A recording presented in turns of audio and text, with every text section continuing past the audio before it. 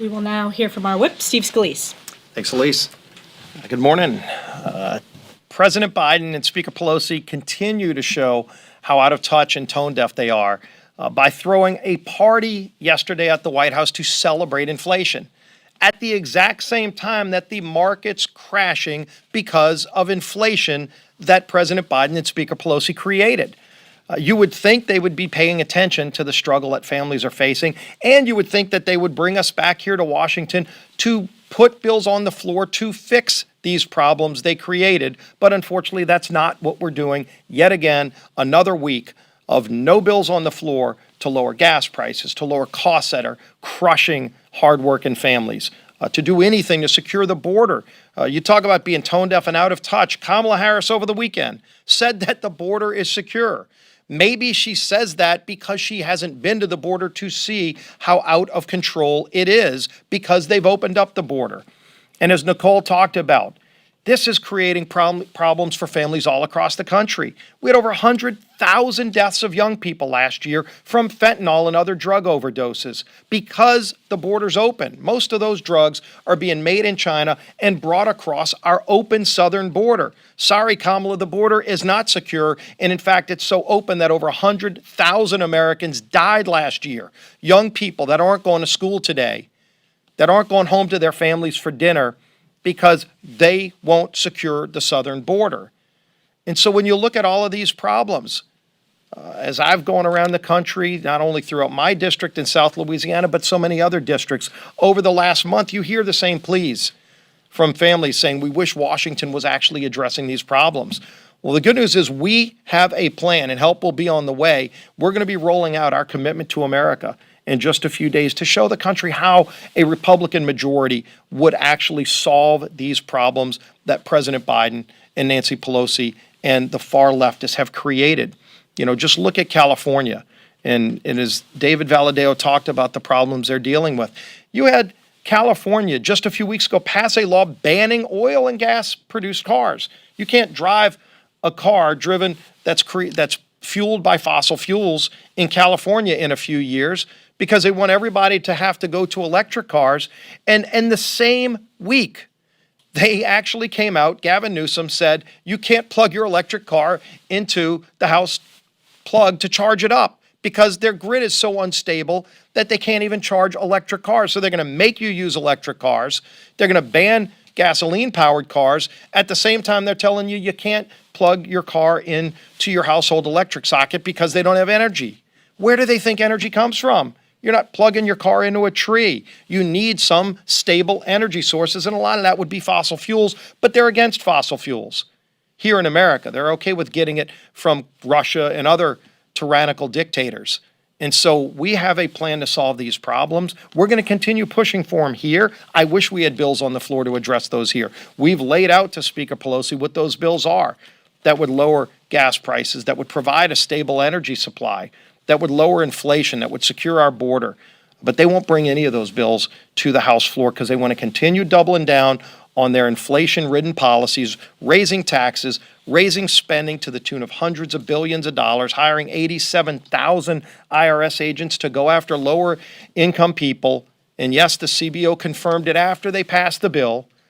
Over $20 billion in new taxes that are going to be paid for by people making less than $400,000 a year, which breaks Joe Biden's pledge. He knew it before he signed the bill, and he signed the bill anyway, and they held a party at the White House yesterday celebrating the fact that they're raising taxes on lower-income families to give special interest giveaways to their rich friends, all while the market's collapsing. That's how out of touch they are. Republicans have a plan to solve these problems, and we're going to continue pushing for them. Yes? So you were just explaining the solutions you guys have. If you could just explain to the American people specifically what would be the top priority and kind of just a little bit of what impact you expect that to have. And also secondly, Democrats were just up here pushing the label MAGA extreme Republicans. How do you plan to separate yourselves from that label and counter that narrative? Yeah, the country's tired of all the divisiveness. I think both sides, Republicans and Democrats, universally panned Joe Biden's negative speech that he held out in front of Independence Hall with the red lighting and the anger and the fury that he had. People are tired of that kind of divisiveness, and what they're asking for is solutions. And Joe Biden doesn't have answers. That's why he's yelling and calling people names. He's calling half of America fascist. People are fed up with that.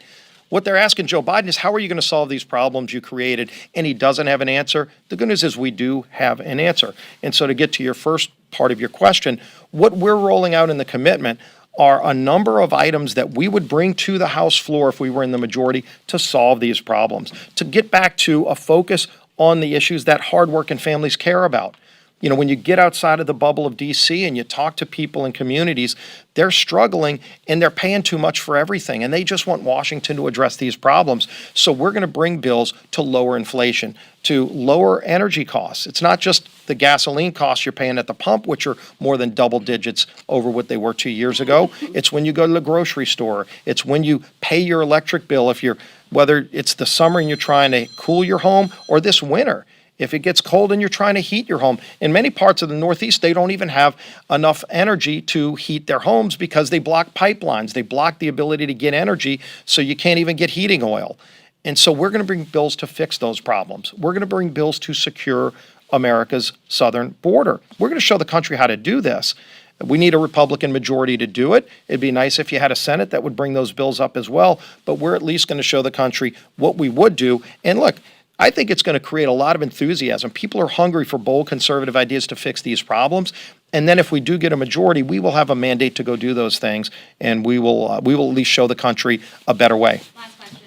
Thanks so much. Heritage Action is lobbying against the latest White House request for more Ukraine aid.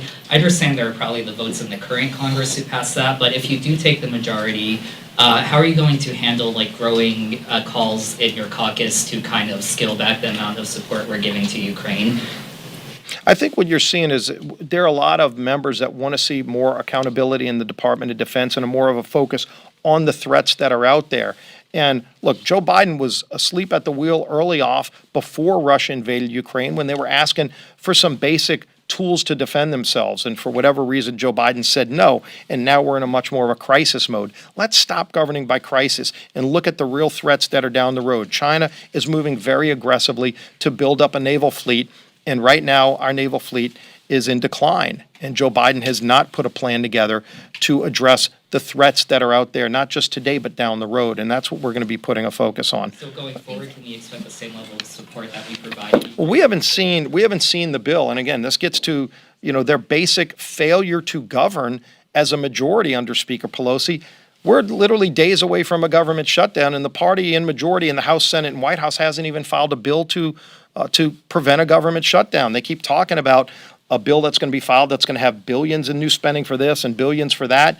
They're not working with us on a bill that can actually show how to responsibly fund the government at the adequate levels and address real problems families are facing. They won't bring those bills to the floor. They won't even file the bill. Maybe she's waiting until September 30th, the midnight hour, like Nancy Pelosi normally does. We'll do one more.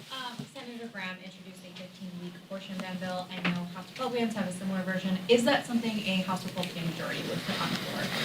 Well, first, we need to see what our majority looks like. But I think if you've seen, we are a party that defends life. We stand up for life. The Born Alive Act is a bill we've been trying to bring to the floor. Every single member of the Republican conference is a co-sponsor of the bill that says if a baby's born alive outside the womb, that baby should not be able to be murdered and call it abortion. And yet states like New York currently do that today. And so the Democrats won't even bring a bill like that up. I will tell you this, and they want to try to contort this issue every day.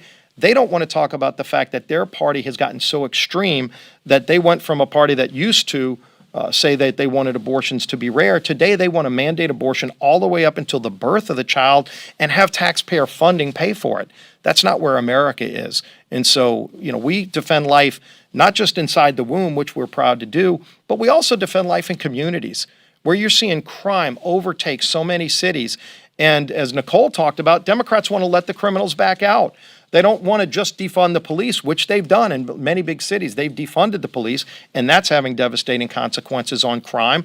But they're also now going to no cash bail, letting criminals out without even paying a dime after they've been charged with violent crimes, and they go commit more violent crimes. So people aren't even safe in their communities. They don't respect life there. They don't respect life in our communities where you're seeing over 100,000 kids being killed by fentanyl overdoses that are coming across their open southern border. So if they actually respected life inside the womb, outside the womb, in communities all across America, they'd be working with us to fix these problems, but they won't because they just don't care. And I think they're going to pay for it on November 8th at the polls. Thank you all.